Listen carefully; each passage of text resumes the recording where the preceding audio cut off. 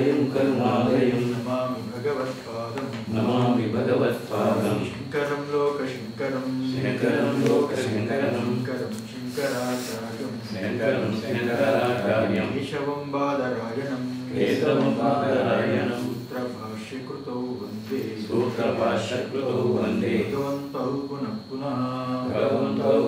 పునః ఈశ్వరో గురురాత్మేతి మూర్తిభేద విభాగినే వ్యోమవ్యాప్తదేహాయ దక్షిణామూర్తయే నమః వసుదేవసుతం దేవం కంసచానూరమర్దనం దేవకీ పరమానందం కృష్ణం వందే జగద్గురుం శ్రీకృష్ణ పరబ్రహ్మణే నమః శుచౌ దేశే ప్రతిష్టాప్య స్థిరమాత్మనమాత్మనః నాత్యుచ్ఛ్రితం నాతి నీచం చైలాజిన కుశోత్తరం తత్రైకాగ్రం మనః కృత్వా యతచిత్తేంద్రియక్రియః ఉపవిశ్యాసనే యుంజ్య యోగమాత్మ విశుద్ధయే సమం కాయ శిరోగ్రీవం ధారయన్నచలం స్థిరః ప్రేక్ష్య నాసికాగ్రం స్వం దిశశ్చానవలోకనం ప్రశాంతాత్మా విగతభిః బ్రహ్మచారీ వ్రతే స్థితః మనః సంయమ్య మచ్చిత్తో యుక్త ఆసీత మత్పరః ప్రశాంతాత్మా విగతభిః బ్రహ్మచారీ వ్రతే స్థితః మనః సంయమ్య మచ్చిత్తో యుక్త ఆసీత మత్పరః. అది నిన్న చాలా విశేషంగా తత్రేకాగ్రం మనఃకృత్వా యతచిత్తేంద్రియ క్రియ అని 12, అలాగే సమంకాయ శిరోగ్రీవం ధార్యన్ అచలం స్థిరమని 13 ఈ ఆసన విషయాన్ని, అదే శరీరాన్ని ఎలా ఉంచుకోవాలనే విషయాన్ని చాలా అద్భుతంగా భాష్యకారులు చూపించారు. ఆ శ్లోకాలకి ఏమని చెప్పారంటే, ఆ రకంగా ఎవడైతే పైన శుచో శుద్ధే వివిక్త స్వభావత సంస్కారతో వా దేశే స్థానే అని ఈ రకంగా చెప్తూ, ఈ రకంగా ఆ చైలాజనం కుశోత్తరం వస్త్రము ఈ రకంగా ఆసనం వేసుకుని మనస్సును ఏకాగ్రత పరుచుకొని ఇంద్రియ క్రియల్ని ఎలా ఆపాలో విషయాన్ని ఆ యొక్క 12 దాంట్లో చూపించాడు. ఇక ముందు పదంలో ఏం చెప్పింది? ఈ యొక్క 12వ శ్లోకంలో ఇక్కడ బయట ఆసనం 2వ పదంలో శరీరాన్ని ఎలా పెట్టుకోవాలో చెప్పింది. మొదటి దాంట్లో ఏ రకంగా ఆసనం వేసుకుని మనసుని ఏకాగ్రత పరిచి ఇంద్రియాలను ఎలా కట్టుబాటు చేయాలో చెప్పింది. 2వ పదంలో బయట ఆసనము 2వ పదంలో శరీరాన్ని ఎలా పెట్టుకోవాలో కూడా చూపించి శ్రవణ మననాలకి నిధిధ్యాసనకి చాలా తేడా ఉంది. శ్రవణ మననాలకి నిధిధ్యాసనకి చాలా తేడా ఉంది. శ్రవణ మననాలు ఏవైతే ఉన్నాయో ఇప్పుడు నేను చెబుతున్నప్పుడు మీరు శ్రవణం చేస్తూ ఉంటారు. కొంచెం ఉత్తమాధికారి లక్షణాలు ఉన్నవాడైతే, పూర్తిగా కాకపోయినా కొంచెం ఉత్తమ లక్షణాలు ఉన్నవాడైతే శ్రవణం చేస్తున్న సమకాలంలోనే అదేంటి ఇదేంటి అక్కడే మననం జరుగుతూ ఉంటుంది. సూక్ష్మ బుద్ధి ఉన్నవాడికి. లేకపోతే శ్రవణం చేసిన దాన్ని మరలా గదిలోకి వెళ్ళి దాన్ని మళ్ళా చూసుకోవడం ఏదైతే ఉంటుందో దాన్ని మననం అంటాము. ఈ శ్రవణ మననాలు మొత్తానికి గురువు గారు చెప్పిన దాని బోధకు వెంటనే జరిగేది. నిధిధ్యాసన అలా కాదు. నిధిధ్యాసన ఒంటరిగా కూర్చొని ఏకత్వంతో కూడుకుని చేసేది. రెండిటికి చాలా తేడా ఉంది. శ్రవణ మననాదులు యందు ముఖ్యంగా ఏమిటి ప్రధానము? శ్రవణ మననాదులకి వివేకమే ప్రధానం. శ్రవణ మననాలకి ఇక్కడ వివేకమే ప్రధానం, అదే సాధన. అయితే నిధిధ్యాసనకి లేకపోతే ఈ ధ్యాన యోగం అనే పేరు ఏదైతే ఉందో ఈ ధ్యాన యోగానికి దీనికి వివేకము ప్లస్ వస్తుతంత్ర ధ్యానము రెండు అవసరం. అంటే వస్తుతంత్ర ధ్యానం అంటే వస్తుతంత్ర నిరీక్షణ, దాన్ని పరిశీలించడం, నిరీక్షించడం, దాన్ని పరిశీలించడం. ఇది ఈ రకంగా ఉన్నప్పటికీ ఇక్కడ ప్రధానం ఏమిటంటే ఈ యొక్క నిధిధ్యాసనకి ఏకాగ్రత ప్రధానం. నిధిధ్యాసనకి ఏకాగ్రత ప్రధానం, అక్కడ వివేకం ప్రధానం. వివేకం ఉంటే చాలు, వెంటనే జ్ఞానం కలుగుతుంది. ఇక్కడ వివేకము ప్లస్ ఏకాగ్రత రెండు ముఖ్యం. ఇది ఎందువల్ల వస్తుతంత్ర ధ్యానం కాబట్టి రెండు ముఖ్యం. అసలు ఏకాగ్రత ప్రధానమై ఉండి వివేకం తర్వాత వచ్చే ఈ సాధన యందు ఏకాగ్రత సంపాదించుకొని కర్తృతంత్రమైన కొన్ని ప్రక్రియలు దానికి చేయవలసి వస్తుంది. ఈ ఏకాగ్రత కోసం అక్కడ శ్రవణ మననాలు ఏదైతే ఉన్నదో శ్రవణ మననాలకి వివేకం ప్రధానం. వివేకం ప్రధానమైనప్పటికీ అక్కడ ఆ కర్తృతంత్రమైన ప్రక్రియ ఏమి అక్కర్లేదు. అక్కడ కర్తృతంత్ర ప్రక్రియ అక్కర్లేదు. ఎందుకంటే మనసు వాడికి చంచలం పోయి నిశ్చలమైన మనస్సు ఆల్రెడీ ఆ యోగారూఢుడే ఉన్నాడు. కొంచెం చంచలము అనేది కొంచెం ఉన్నవాడికి ఏకాగ్రత ఇక్కడ చాలా అవసరం. అదే శ్రవణ మననాలు అది కూడా జ్ఞానం కలగలేదు, అంటే అనుభవానికి రాలేదు. అప్పుడు ఏకాగ్రత లేదు కాబట్టి అనుభవానికి రాలేదు. ఏకాగ్రత ఉంటే కానీ అనుభవానికి రాదు కాబట్టి దానికి అప్పుడు నిధిధ్యాసన అని మూడవది చెప్పారు. అందులో శ్రవణం చేతనే ముక్తి కలగచ్చు, మననం చేతనే ముక్తి కలగచ్చు. శ్రవణము తర్వాత మననము తర్వాత నిధిధ్యాసనము ఉండక్కర్లేదు. శ్రవణ మననాలతో ముక్తి కలగచ్చు. అప్పుడు కూడా వాడికి ఏకాగ్రత కుదిరి ఆ జ్ఞానం కలగలేదు అనుకోండి, అప్పుడు నిధిధ్యాసనకి ఇక్కడ శ్రవణ మననాలకు సంబంధించిన వివేకమే కాకుండా ఏకాగ్రత కూడా ముఖ్యం. ఆ నిధిధ్యాసనకి ఏకాగ్రత చాలా అవసరం. అందులో ఆ ఏకాగ్రత కోసం కర్తృతంత్రమైన కొన్ని ప్రక్రియలు చెప్పింది. ఆ కర్తృతంత్రమైన ప్రక్రియలే ఇక్కడ ఆసనము, ఆ శిరస్సుని సరిగా ఉంచాలి, ఇలా కూర్చోవాలి, అలా ఉండాలి అని ఏకాగ్రత కోసము ఈ కర్తృతంత్రమైన కొన్ని క్రియల్ని ఆరంభంలో అవసరం. ఈ మొత్తం మీద సాంఖ్యం యందు అంటే ఈ జ్ఞానం యందు శ్రవణ మననాదులకి వివేకము ప్రధానము, తర్వాత ఏకాగ్రత వస్తుంది. శ్రవణ మననాదులకి వివేకం ప్రధానం, తర్వాత మనసు నిశ్చలమైపోతుంది. చూడండి, 2వ అధ్యాయం విన్నాం అనుకోండి.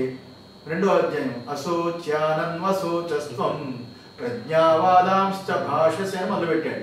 అక్కడ 11వ శ్లోకం మొదలుపెట్టి, ఏ అర్జునా, నువ్వే గొప్ప పండితుల్లా మాట్లాడుతున్నావు, శోకించమని వాళ్ళ గురించి శోకించకూడదు. మన పెద్దలు ఎవరైతే ఉన్నారో శోకించదగిన వాళ్ళ కోసం శోకించలేదు. ఎవరు? భీష్మాదులు. ఆగమాపాయినో నిత్య, రాకపోకలతో కూడుకున్న శీతోష్ణాల గురించి నువ్వు సహించు. ఇలాగా అన్ని చెప్పుకుంటూ వచ్చి చివరిలో స్థితప్రజ్ఞ లక్షణం చెప్పాడు. వివేకం ఉన్నవాడికి అది జాగ్రత్తగా శ్రవణ మననాలు చేస్తే 2వ అధ్యాయంలో మొత్తం జ్ఞానం కలిగిపోతుంది. అక్కడ ఎందువల్ల అందులో అద్భుతమైన శ్లోకాలు ఉన్నాయి. నా జాయతే మ్రీతే వా కదాచిత్తు అని, వేదా వినాశనం నిత్యం ఏన మజమవ్యయం అని, ఇలాగ అద్భుతమైన శ్లోకాలు ఉంటే అనుభవంతో కూడుకుని జాగ్రత్తగా విచారణ చేయగలిగితే, శ్రవణ మననాలు జాగ్రత్తగా చేయగలిగితే చివరిలో స్థితప్రజ్ఞుడు అయిపోతాడు. ఆ స్థితప్రజ్ఞ లక్షణం చెప్పడం స్థితప్రజ్ఞుడు అయిపోతాడు, ఏకాగ్రత అయిపోతుంది. అక్కడ శ్రవణ మననాదుల తర్వాత అక్కడ ముందు దానికి వివేకం ప్రధానము, తర్వాత ఏకాగ్రత. కానీ ఇక్కడ మాత్రము నిధిధ్యాసనకి మాత్రము ఏకాగ్రత ముందు ప్రధానం, తర్వాత వివేకం. అది ఇక్కడికి అక్కడికి చాలా తేడా. ఏకాగ్రత వచ్చిన తర్వాత ఇక్కడ వివేకం వస్తుంది, అక్కడ వివేకం తర్వాత ఏకాగ్రత వస్తుంది. అందులో శ్రవణ మనన నిధిధ్యాసనకి చాలా వ్యత్యాసం ఉంది అనేది గుర్తుంచుకోవాలి. ఆ రకంగానే ఇప్పుడు 13వ శ్లోకంలో సమం కాయ శిరోగ్రీవం ధారయన్ అచలం స్థిర అని ఏదైతే చెప్పాడో శరీర ధారణ గురించి ముందు ఇక్కడ చూపించాడు. శరీర ధారణ ఎలా ఉండాలి? గొంతు, తల, అలాగే శరీరం మిగతా భాగాలు ఏవైతే ఉన్నాయో అవంతా ఒక ఇలాగా గీతలో ఉన్నట్లుగా నిటారుగా ఉండాలి. నడు ఉంచకూడదు, ఉంచాలి.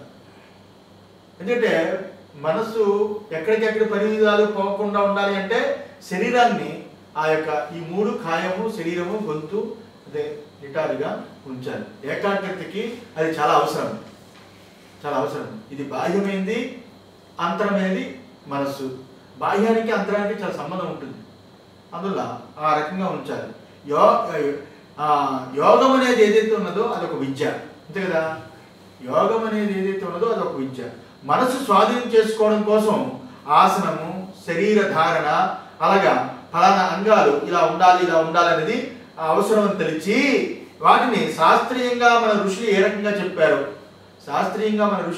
చెప్పారో ఆ రకంగా క్రమబద్ధంగా చేయాలి ఏకాగ్రత కోసం. ఇది నిత్యాసనకి ఇది చాలా ముఖ్యం. ఏకాగ్రత చేయాలి. శరీర స్థితికి మనస్సు యొక్క ఏకాగ్రతకి సంబంధం ఏమిటి అది మనం తెలుసుకోవాలి కదా.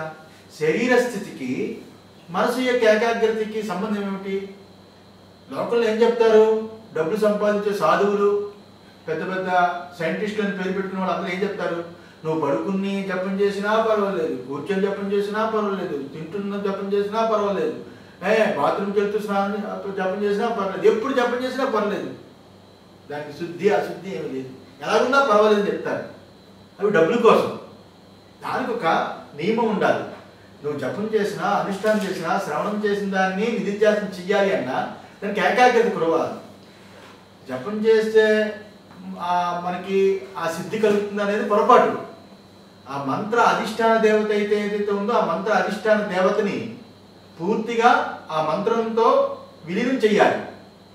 ఆయన ముఖము, చేతులు, కాళ్ళు, హృదయము, సర్వము ఆయన రూపాన్ని ధ్యానం చేస్తూ జపం చేసాం అనుకోండి, ఏ జపమంత్రం ఉందో ఆ మంత్రం ఆ రూపాన్ని తాకుతుంది, ఆ రూపం ప్రత్యక్షం అవుతుంది. అది సిద్ధి ప్రక్రియ.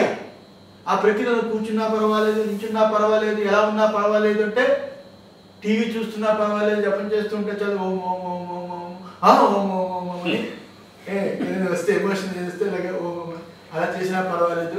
అలా చెప్పిన మనం అట్లా నమ్మకూడదు. నిధిధ్యాసనకే ఇంత ఏకాగ్రత కోసం ఇంత చెబితే ఇంకా జపతపాదులకి ఎంత ఏకాగ్రత గురించి ఎంత చెప్పాలి? ఈ రకంగా శరీర స్థితికి మనసు యొక్క ఏకాగ్రతకి సంబంధం ఏమిటి? చాలా ఉంది. అంటే శరీరం అటు ఇటు తిరుగుతున్నప్పుడు ఇలా జపమాలు పట్టుకుని ఇటు అటు తిరుగుతుంటారు కదా వైష్ణవ సాధువులు, ఈ రామానంద సంప్రదాయం వాళ్ళు, వీళ్ళు ఆ తిరిగినప్పుడు మనసు కూడా తిరుగుతూ ఉంటుంది. మనసు కూడా తిరుగుతుంది. కింద రాడు చూస్తుంది, పైన ఆకాశం చూస్తుంది, అలా వెళ్ళిపోతే అంటుంది, మళ్ళీ అంటుంది అని మనసు కూడా తిరుగుతూ ఉంటుంది. కూర్చున్న కాళ్ళు చేతులు కూడా కలుపుతూ ఉంటాం, ఇలా ఊపుతూ ఉంటాం, చేతులు కాళ్ళు కూడా ఊపుతూ ఉంటాం, ఆలోచిస్తూ ఉంటాం. అప్పుడు మనసు బాగా పనిచేస్తూ ఉంటుంది. కదలికల వల్ల మనసు పనిచేస్తుంది. ఒకటి గుర్తుంచుకోండి, మనస్సు ఎంత స్పందన లేకుండా ఉంటే శరీరం అంతలాగా నిటారుగా ఉండిపోతుంది. ఏంట్రో కూడా చిట్టా పుట్టా ఉడిపోయాడు అంటాం. నిర్వికల్ప సమాధిలో ఉన్నవాడు ఎవరైనా ఉన్నారనుకోండి, వాడు మనసు లీనమైపోతుంది, మనసు ఉండదు, శరీరం పచ్చగా ఉంటుంది, శరీరం ఏం పడిపోదు. అంటే అంత మనసు లీనం చేశాడు. అందువల్ల మనసు పనిచేస్తున్నది అంటే శరీరం పనిచేస్తుంది, శరీరం పనిచేస్తుంటే మనసు పనిచేస్తుంది. అంటే శరీరాన్ని ఆపితే మనసు కూడా ఆగిపోతుంది. అందువల్ల ఈ రకంగా మనసు బాగా చంచలమైనది కాబట్టి మనసును ఆపడానికి శరీరం యొక్క కట్టుబాటు కూడా చాలా అవసరము. మనసు సత్వగుణము, రజోగుణము, తమోగుణము వీటితో ఏదైనా కలిసి ఉంటుంది. ఆ సత్వగుణము, రజోగుణము, తమోగుణము వాటిలో ఏదైనా ప్రబలింది అనుకోండి, విజృంభించింది అనుకోండి, వేరు వేరు స్థితిని పొందుతుంది. తమోగుణం వచ్చిందనుకోండి, అలా పడుకుని జపం చేసినట్టు పడుకుపోతాడు. కూర్చొని తమోగుణం ఉంటే అలా కునికి తీస్తూ ఉంటాడు. ఇవన్నీ జరుగుతున్నవే. గ్రహణం నాడు అర్ధరాత్రి గ్రహణం వచ్చిందనుకోండి, కునికి తీస్తూ చేస్తూ ఉంటాం. ఇవన్నీ తెలిసినవే కదా. ఈ రకంగా ఇక్కడ ఈ గుణాలతో మనసు ఉంటుంది కాబట్టి ఆ మనసు యొక్క కదలికను బట్టి శరీరం కదిలిపోతూ ఉంటుంది, శరీరం యొక్క స్థితిని బట్టి కూడా మనసు ఊగిపోతూ ఉంటుంది అని ఈ రకంగా చెబుతూ మనకి ఏ గుణం కావాలో దాన్ని పొందడానికి బయట సన్నివేశాన్ని కూడా మార్చుకోవాలి. అందుకనే యోగులకి, హఠయోగులకి స్నానం ముఖ్యం కాదు, వాళ్ళకి ధ్యానం ముఖ్యం. హఠయోగులకి పొద్దున్నే స్నానం చేసి యోగాన్ని చేయకూడదు అంటారు వాళ్ళు. అలాగే అగ్ని దగ్గర కూర్చోకూడదు అంటారు. ఆ వేడి వల్ల కూడా రజోగుణం పెరుగుతుంది. అలాగే ఎక్కువగా శీతలంతో స్నానం చేసి పొద్దున్నే ఫ్రెష్గా ఏమంటే బాత్రూమ్కి వాటికి వెళ్ళి వచ్చింది స్నానం చేసికుండా కూర్చోలేమంటే యోగంలో అది కరెక్ట్ కాదు. హఠయోగంలో ధ్యానమే ప్రధానం. అక్కడ అలాగా హఠయోగం దాంట్లో ఇందులో ఎక్కువ శీతం ఉన్నా తమస్సు అయిపోతుంది. ఎక్కువగా వేడి దగ్గర ఉంటే రజస్సు ఎక్కువయ్యి ఇంద్రియాలు ప్రకోపిస్తూ ఉంటాయి. అందువల్ల ఈ రకంగా దానికోసమే ఇలా చెప్పారు. అంతేగాని ఇది పతంజలి యోగం కాదు. ఇక్కడ నిత్యాసన కోసం ఏదైతే కర్తృతంత్రంగా కొన్ని సాధనలు చెప్పారో, ఆసనాలు అలాంటివి ఇవన్నీ ఏమి చెప్పారో అది పతంజలి యోగం కాదు. సాంఖ్యయోగము లేక ధ్యాన యోగం లేక నిధిధ్యాసన అని దీనికి పేరు. ఈ కాలంలో అనేక మంది ఆసనాలు అచ్చటచ్చట చూపిస్తూ ఉంటారు, ప్రదర్శిస్తుంటారు. వాటికి పలానా ఆసనానికి పలానా ఫలం వస్తుంది, పలానా ఆసనానికి పలానా ఫలం వస్తుంది, శరీరం ఎలా బాగుంటుంది, అలా బాగుంటుంది, షుగర్ తగ్గిపోతుంది, బీపీ తగ్గుతుంది, ఆరోగ్యంగా ఉంటాం, మళ్ళీ యవనంలోకి వచ్చేస్తుంది అని చెప్తారు. ఇలా చెప్తారు. కానీ అవన్నీ హఠయోగానికి సంబంధించినవి. హఠయోగానికి సంబంధించిందే కానీ ఇక్కడ దీనికి ఏ సంబంధము లేదు. పతంజలి యోగంలో ఆసనాల యొక్క వివరణ లేదు. పతంజలి యోగంలో ఆసనాల యొక్క వివరణ లేదు. హఠయోగంలో ఉంది ఆసనం. పతంజలి ఏం చెప్పాడు? స్థిర సుఖమాసనం అని చెప్పాడు. నీ మనసు ఎక్కడ స్థిరంగా ఉంటే అదే గొప్ప ఆసనం అని చూపించాడు. అది మెయిన్. ఈ రకంగా ఆసన యోగాభ్యాసంలో ఏదైతే ఆసనం ఈ యొక్క ఎవరికి ఏది బాగుంటే ఆసనంలో ఉండొచ్చు అని, అంటే వాడి యొక్క స్థితి బట్టి. 70 ఏళ్ళు ఇప్పుడు ఆయన ఉన్న 70 ఏళ్ళు మనిషి నువ్వు ఇలాగా నిటారుగా ఉండవు, తల కరెక్ట్గా ఉంచు, కంఠం కరెక్ట్గా వచ్చేది ఉంచంటే నడుము కరెక్ట్ అవ్వదు. మట వేసుకుని కూర్చోవాలి, పద్మాసనం వేసుకోవాలంటే కూడదు. ఆయనకి ఎలా సుఖంగా ఉండి మనసు చింతన వైపు వెళ్తుందా లేదా అంటే ఓకే ఆసనం కంటిన్యూ టు బి కంటిన్యూడ్ అని అర్థం. అదే ఇది నిన్నటి వరకు అయింది. ఇప్పుడు ప్రశాంతాత్మా విగతిభిః బ్రహ్మచారి వ్రతే స్థితః మన సంయమ్యమచ్చిత్తో యుక్త ఆసీతమత్పరః అనే దాన్ని 14వ శ్లోకం చెప్తున్నాం. ప్రశాంతాత్మా ప్రకర్షేణ శాంత ఆత్మా అంతఃకరణం యస్సః అయం ప్రశాంతాత్మా. ప్రశాంతాత్మ అంటే ప్రశాంతమైన చిత్తము గలవాడి. ఇక్కడ ఆత్మ అంటే చిత్తము. ఆత్మ అనే పదం ఒక్కొక్క దగ్గర ఒకసారి శరీరాన్ని ఆత్మని పదాన్ని వాడతారు, ఒకసారి చిత్తాన్ని మనసునే అక్కడ ఆత్మని వాడుతారు. ప్రశాంతాత్మ అంటే ఆ ప్రసన్నమైన చిత్తము గలవాడి. ప్రకర్షేణ శాంత ఆత్మ ఆత్మ అంతఃకరణం గొప్ప శాంతము చేకూడుకున్న అంతఃకరణము అని అర్థం. ప్రశాంతం శాంతం అంటే శాంతం. ప్రా అనేది ఉపసర్గ. ప్రా అనేది ఏంటి విశేషము? ప్రా అంటే ఎక్కువగా, గొప్పగా. ప్రకర్షేణ శాంత ప్రశాంత అని అర్థం. అలాంటి గొప్ప శాంతముతో కూడుకొని అంతఃకరణం ఏదైతే ఎవరికైతే ఉంటుందో అలాంటి వాడు ప్రశాంతాత్మ అని.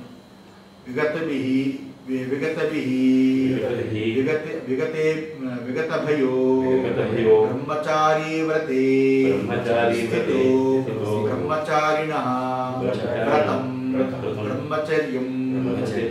అలాంటి వాడు విగతభిః, అలాంటి గొప్ప శాంతముతో కూడుకుని ఎవడైతే ఉంటాడో అంతఃకరణ కలిగి ఉంటాడో అలాంటి వాడు ప్రశాంతాత్ముడు.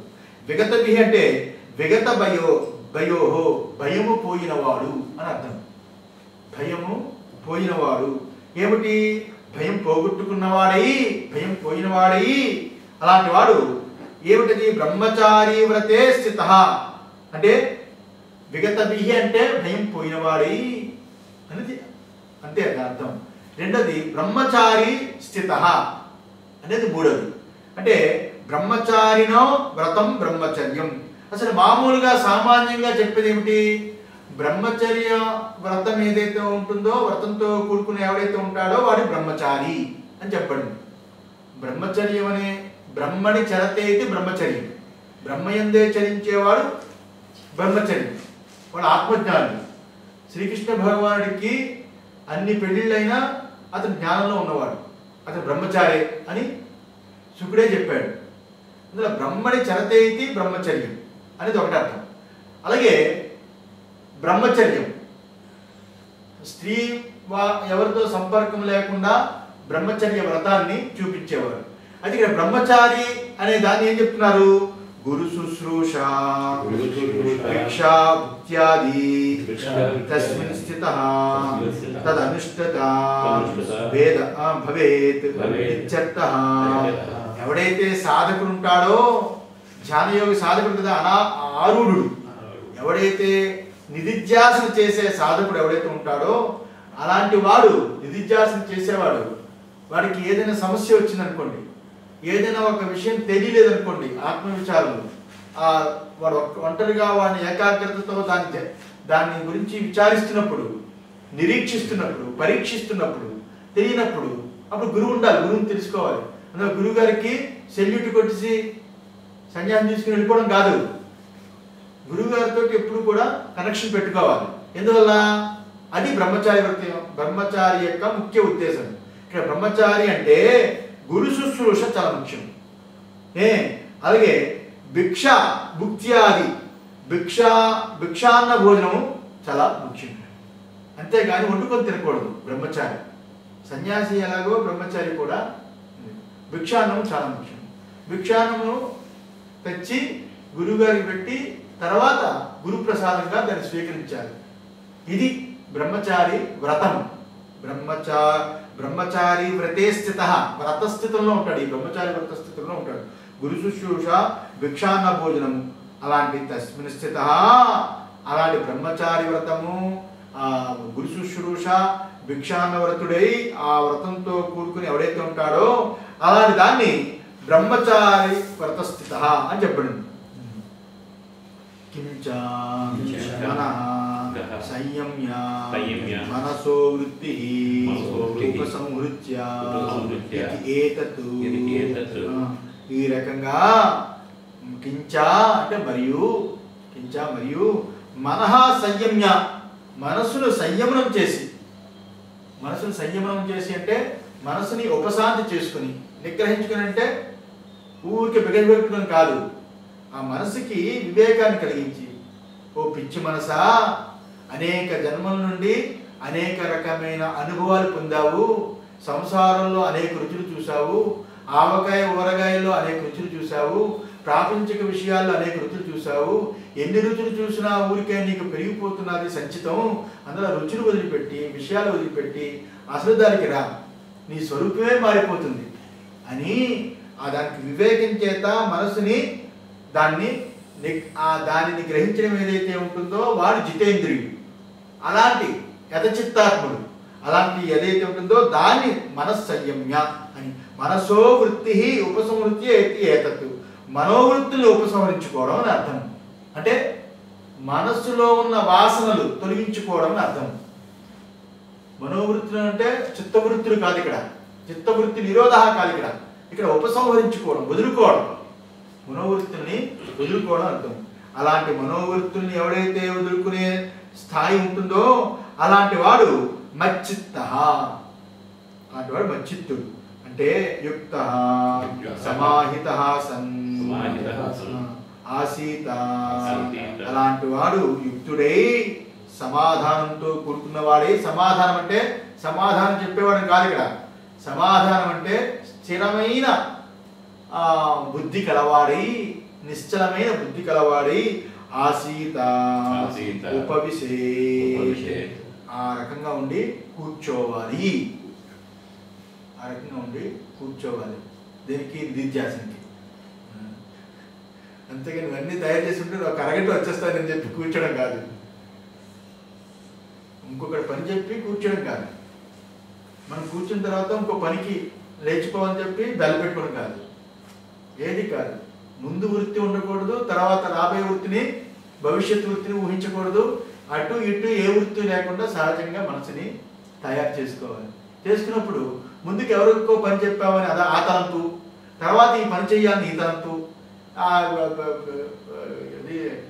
వాచి గంట మోగానే లేచిపోవడాలు ఇలాంటివి ఉండకూడదు. సహజంగా ఏ వృత్తులు లేకుండా సహజంగా ఉండాలి.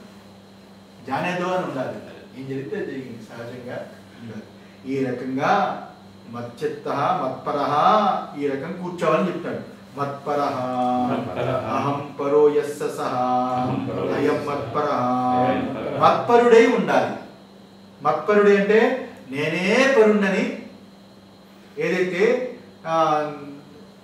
నేనే పరుడని తెలిసిన వాడు ఎవడైతే ఉన్నాడో వాడు మత్పరుడు. నేనే పరుడు అంటే అక్కడ కృష్ణుడు పరుడుగా చెప్పట్లేదు, నేనే పరుణ్ణి అని ఎవడైతే తెలుసుకున్నాడో శ్రవణ మననాల చేత, ఈ నేనే తానే ఉన్నదని ఎవడైతే శ్రవణ మననాల చేత తెలుసుకున్నాడో వాడే పరుడు. అలాంటి తానైనా నేను కాని తానైనా ఆ పరుడు యందు ఎవరైతే ఆ నిధిధ్యాసంలో నిలవగలుగుతాడో, ఆ శ్రవణం మననం చేసిన దాని నిధిధ్యాసంలో అక్కడ నిలవగలుగుతాడో అలాంటి వాడు మత్పరుడు అని అర్థం. అలాంటి వాడు మత్పరుడు. అలాగా చేయగా చేయగా చేయగా ఇంకా తర్వాత పనిలో ఉన్నా అది నిశ్చయం అలవాటు అయిపోతుంది. ఎన్ని ఉపద్రవాలు మనసులో వచ్చినా వాటిని లోపలికి ఎలగదు, పోతూ ఉంటుంది అని అర్థం.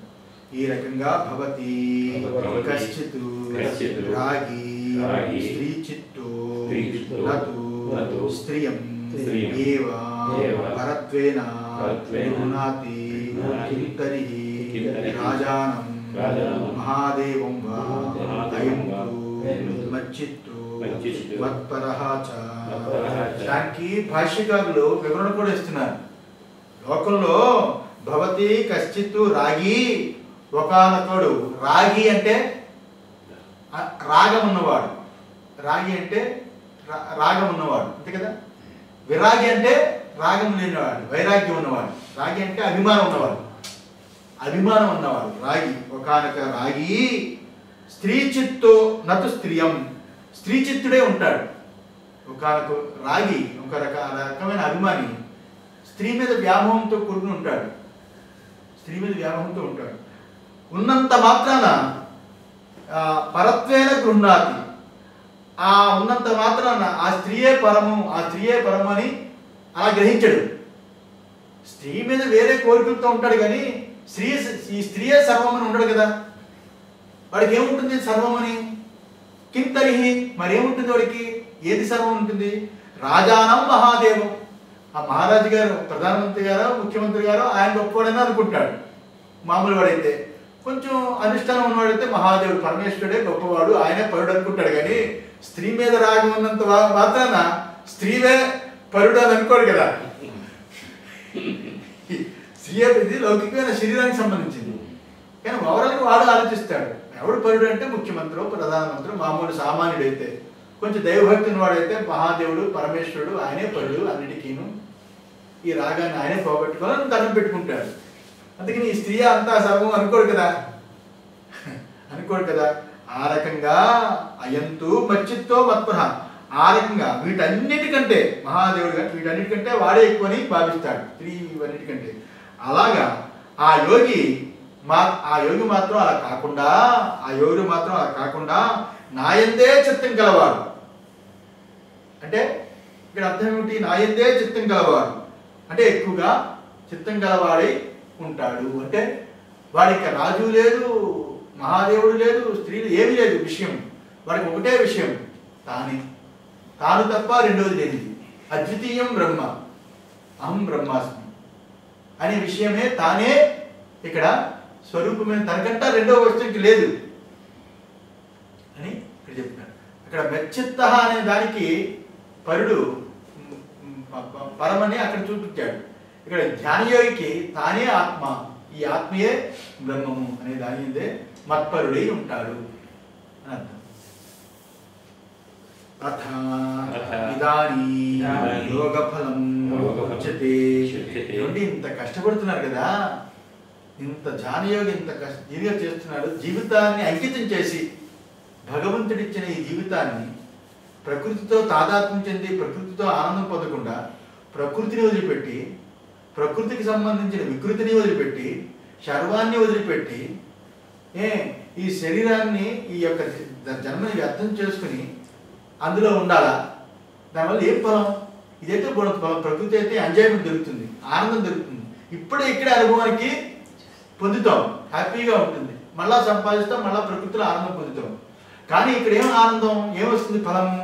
ఇదానీ యోగ ఫలం ఉచితే. దీనివల్ల వచ్చే యోగ ఫలాన్ని చెప్తాను. యుంజన్నేవం సదాత్మానం युञ्जन्नेवं सदात्मानं యోగీ నియతమానసః योगीयतमानसः శాంతిం నిర్వాణ పరమాం शान्तिं निर्वाणपरमां మత్సంస్థమధిగచ్చతి अधिगच्छति యుంజన్నేవం సదాత్మానం युञ्जन्नेवं सदात्मानं యోగీ నియతమానసః योगीयतमानसः శాంతిం నిర్వాణ పరమాం शान्तिं निर्वाणपरमां మత్సంస్థామధిగచ్చతి मत्संसारमधिगच्छति యుంజన్ युञ्जन् సమాధానం समाधानं కుర్వన్ कुर्वन् ఏవం एवं యథోక్తేన यथोक्तेन విధానేన विधानेन సదా सदा ఆత్మానం आत्मानं యోగి योगी నియతమానసో నియతం नियतं సంయతం संयतं మానసం मानसं మనో యస్య సహ यस्य सः అయం నియతమానసః अयं नियतमानसः అది యుంజన్ ఈ రకంగా ఈ ప్రకారంగా పైన చెప్పినట్టుగా ఎవడైతే మనసును ఉంచుకుంటాడో యుంజన్ అంటే సమాధానం కుర్వన్ ఎవడైతే పైన చెప్పినట్టుగా తన మనసుని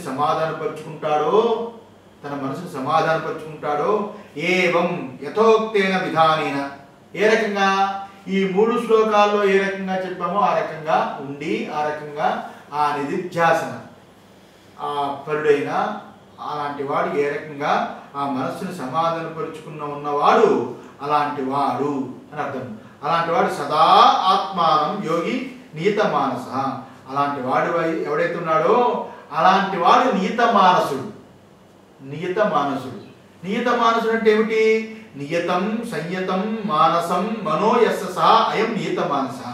నియమముగా అంటే నియమించబడిన, అంటే పూర్తిగా దేహేంద్రియాలు, జితేంద్రియుడు అంటే ఇంద్రియాల్ని మనసుని గెలిచినవాడని అర్థం.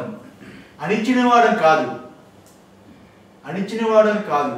ఏదో భయంకరమైన కష్టాలు వచ్చినప్పుడు ఇంద్రియాలు వాటికి అణిగి ఉంటాయి.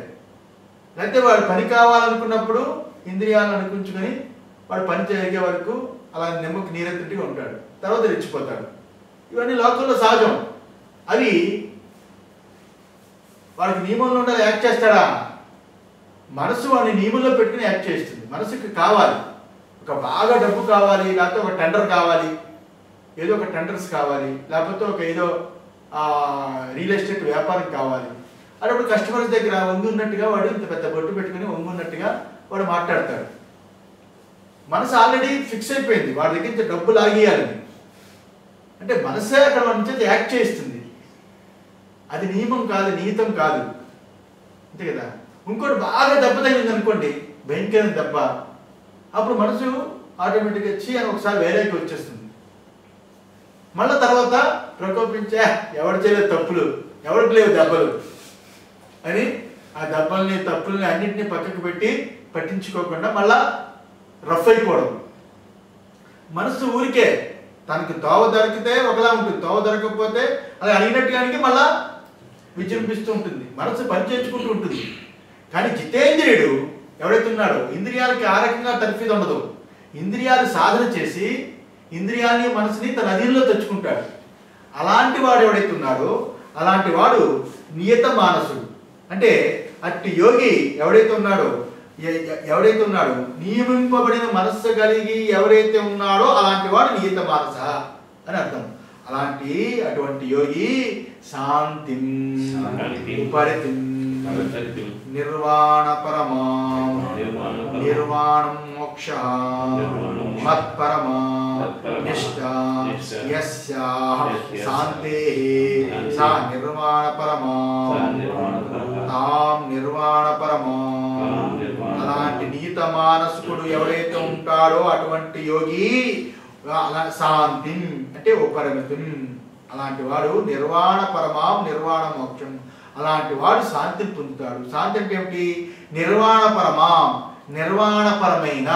నిర్వాణం అంటే మోక్షము అని అర్థం. నిర్వాణం అనే పదం ఎవరు వాడారు? బౌద్ధులు వాడారు. నిర్వాణం అనే పదం వాడుకున్నారు. అది సంస్కృత పదమే. అంటే నిర్వాణం అనే పదం వాళ్ళు ఎక్కువ వాడారు. నిర్వాణం అంటే మోక్షం అని అర్థం. అలాంటి నిర్వాణము ఆ నిర్వాణం అంటే ఇక్కడ మోక్షము. అలాంటి మోక్షం ఏదైతే ఉందో అలాంటి పరమా నిష్ఠ యస్స శాంతే, అలాంటి నిర్వాణ రూపకంగా ఉన్న మోక్షము ఏదైతే ఉందో అలాంటి శాంతిని పొందడానికి ఏ శాంతే స నిర్వాణ పరమా తాం నిర్వాణ పరమాం, అలాంటి చివరిది ఏదైతే ఉందో మోక్ష స్థానం ఏదైతే ఉందో, చివరిది అంటే ఏమిటి? ధర్మ అర్థ కామం 3 త్యజించిన వాడు, ధర్మార్థ కామములు త్యజించి మోక్షం, అలాంటి చివరి ఆశ్రమం ఏదైతే ఉందో అలాంటి దాన్ని ఆశ్రయించిన వాడు, మోక్షమే పరమాం అనుకున్నవాడు, అందరూ నిర్వాణ పరమాం అనుకునేవాడు అలాంటి శాంతిని పొందుతారు, అలాంటి ఉపరతిని పొందుతారు అని చెబుతూ మస్తంస్థాధీనం అధిగచ్చతి. ఎలా శాంతిని ఉపరతిని ఎక్కడ పొందుతాడు? వాడు చచ్చిన తర్వాత సమాధి కడితే సమాధిలో శాంతి పొందుతాడా? లేకపోతే ఒక్కొక్కడు వచ్చి చచ్చిపోయాడని చెప్పి ఒక్కొక్కడు వచ్చి నెత్తి మీద కొబ్బరికాయ కొడుతూ ఉంటే అక్కడ శాంతిని పొందుతూ ఉంటాడా? ఎక్కడ శాంతిని పొందుతూ ఉంటాడు? అది ఇక్కడ ముఖ్యం. మా సంస్థాం మదధీనం అధిగచ్చతి, నా అధీనమై వాడు ఉపశాంతిని పొందుతాడు. నా అధీనమై ఉపశాంతిని పొందుతాడంటే ఇంతవరకు నేనుగా ప్రపంచంలో తిరిగాడు, నేనుగా సాధన చేశాడు, ఈ ప్రపంచం తొచ్చమని వదిలిపెట్టాడు, నేను ఎవరినని సాధన చేశాడు.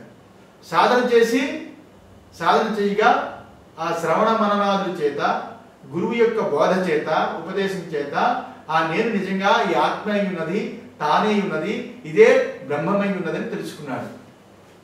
ఆ బ్రహ్మమయందు విచ్చలవిడిగా తిరిగిన నేను ఆ బ్రహ్మమయందు తానే ఉపశాంతిని పొందుతుంది, నా అధీనమై ఉపశాంతిని పొందు మా సంస్థ నా యొక్క స్వరూపం యందు ఉపశాంతిని పొందుతాడు, దాన్నే పొందుతాడు, ప్రాప్నోతి అని ఈ రకంగా చెప్పాడు. ఇదానీ యోగినా ఆహారాది నియమా ఉచ్యతే. ఇప్పుడు ఇంక మీకు ఏం చెప్పాలి? ఇలాంటి ఉపశాంతిని పొందినవాడు, పొందాలనుకున్నవాడు, వాడు ఆహార నియమాలు కూడా చెప్పాలి కదా. ఇంకా ఉపశాంతి వచ్చింది కాబట్టి ఇంకేదైనా తినొచ్చు, ఎలాగైనా ఉండొచ్చు, రెడీ, మీ ఇష్టం అని అనకూడదు. వాడు ఆహార నియమాలు కూడా చెప్పాను. నిత్య స్నాత్ అన్న రేపు చెప్తాను.